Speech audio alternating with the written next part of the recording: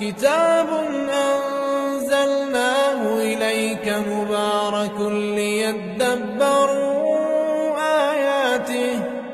ليدبروا آياته وليتذكر أولو الألباب. الحمد لله رب العالمين والعاقبة للمتقين، والصلاة والسلام على سيدنا ونبينا محمد وعلى آله وأصحابه أجمعين. السلام عليكم ورحمة الله وبركاته. السلسلة هو درس معلم الثاني، درس 15 درس تنوين ضمه رو میگیریم، ضمتین. این خیلی شکل داره. خیلی که در درس‌های گذشته بودیم تنوین در فتحه میشد، در کسره میشد، در ضمه میشد. آ ای او یعنی او.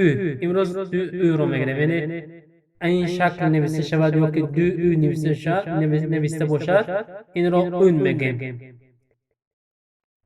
مانند اینجا الف فتحه ا، ح فتحه ها، ا ح دال ضمتین دون، احدون.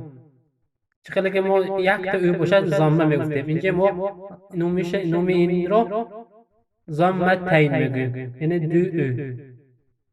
اینجا اجلون، رسولون، نزولون، عذابون، کتابون، علیمون، قدیرون، رحیمون، خبیرون، حمید، مجید، غفور، شکور، عدو، صم، بکم، عمی، عدل، برق، مرض، ظلمات، غشاوة، ازواج، حق، خیر، غیب، جاعل.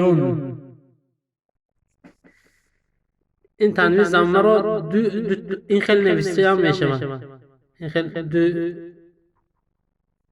دو تا ضمه پیش قفون بیاد، این خیلی نیز نوشته میشه در قرآن کریم. و این خیلی شکل داره، تو شکل میاد.